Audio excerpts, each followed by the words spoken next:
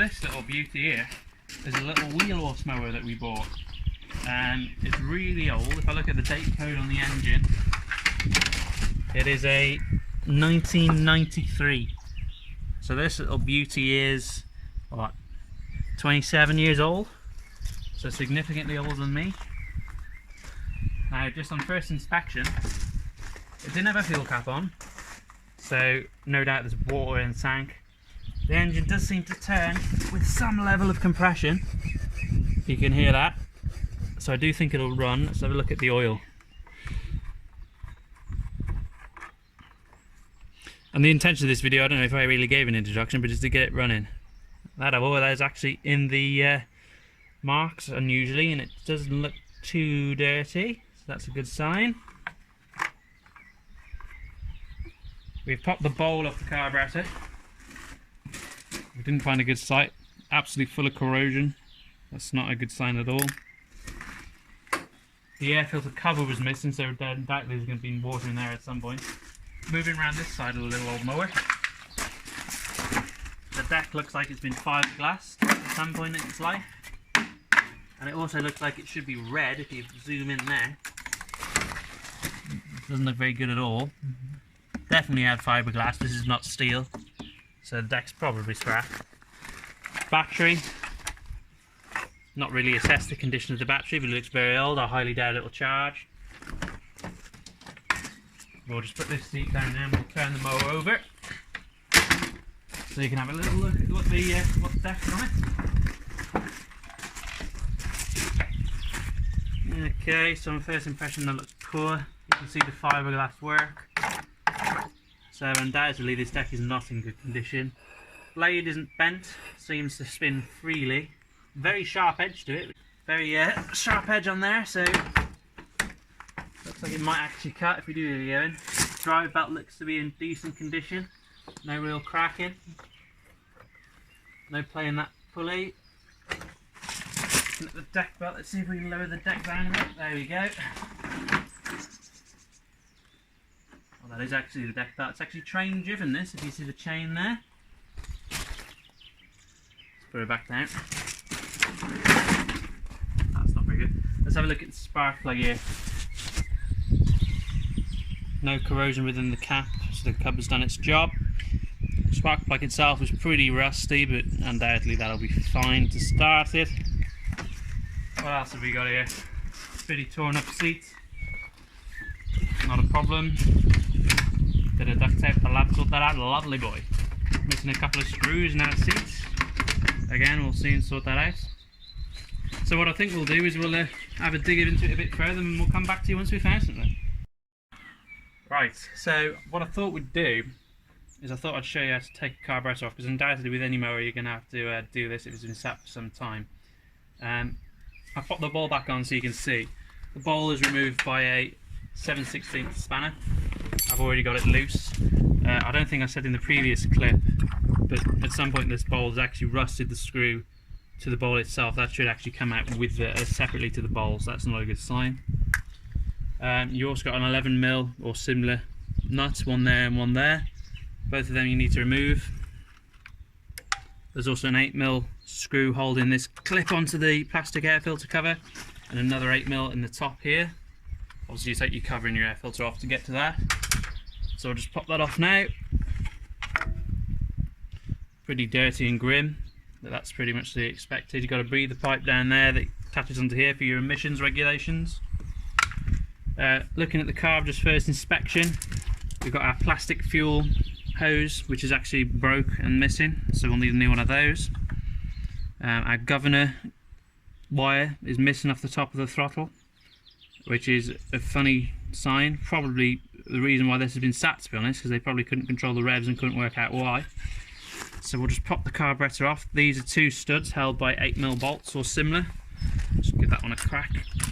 Right, so I've got them bolts popped off now. So what we're going to do is we're going to remove these clips. This one's for your choke, this one's for your throttle. So really as simple as a bit of fiddling. Off they come.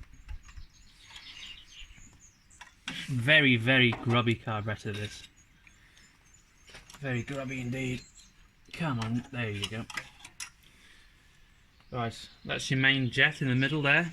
As you can see, a lot of corrosion. Secondary jet is there, fairly corroded again. Absolutely disgusting on the top, as I've said. Look at that. Oil and grass mixture. Doesn't look too dirty inside the actual carburetor itself. Seal's pretty old, but I haven't got a new one, so it'll have to do. Needle and seat there, that's what controls your fuel flow. Appears to be moving it correctly as it should. If I just pop this little pin out here, you can see how the fuel flow is controlled. There's your float, and there's your needle and seat.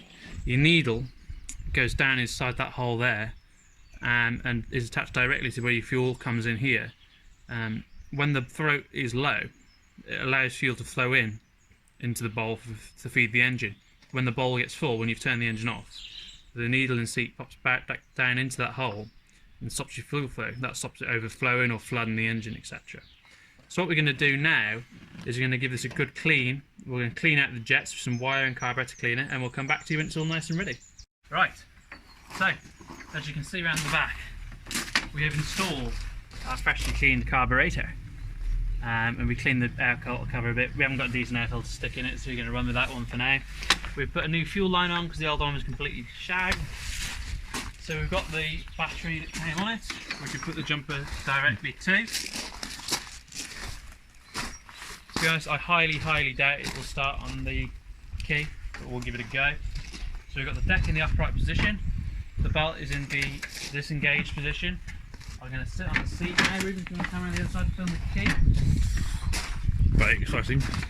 We're going to press the clutch and the brake down and just make sure that the safety switches are engaged. Key in. And as suspected, we have no power. Nothing.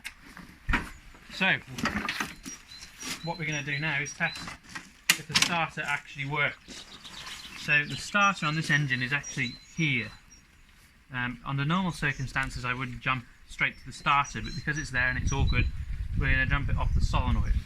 So I'll just get a screwdriver now, every 2 seconds. Right, so now we're going to try and jump it off the solenoid. We have turnover.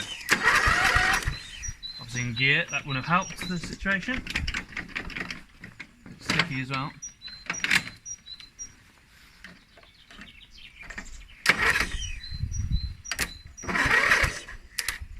Gets plenty of choke on it.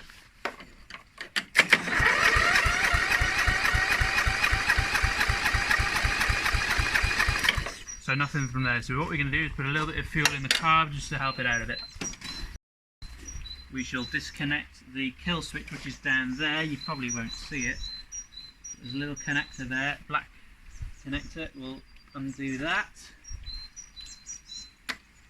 So now it will spark no matter what. None of the safety switches will be working now. Let's give it another crank.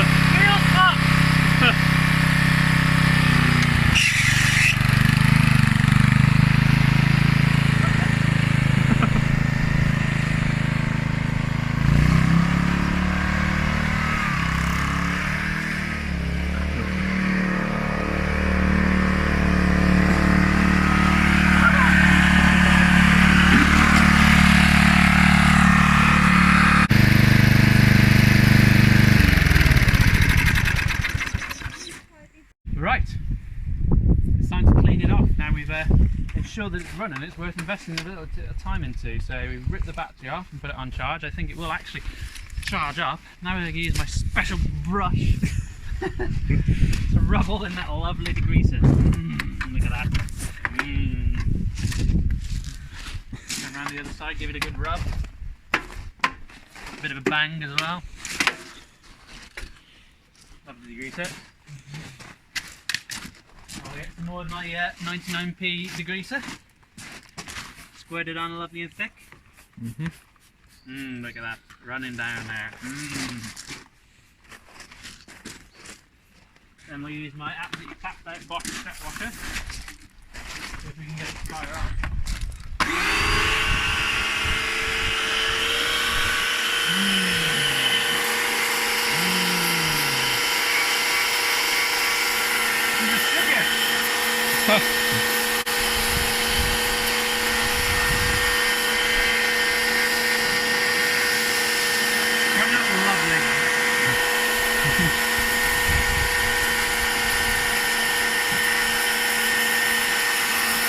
We'll be back when it is finished. Right, so we have cleaned it. It's looking somewhat better. You could probably do with a good wax, but it's a really old rider mower, so I'm not going to bother. The tyres are all pretty much completely flat. I think they will hold air, it's just been sitting so long. So we're just going to pump these up to a ridiculous pressure of 1 bar. Oh, look at that go. Lovely. Lovely, lovely, lovely job. Now on this side. This will make it so much easier to push and roll. Oh, look at that. Oh yeah. Sounds like that one may have a leak.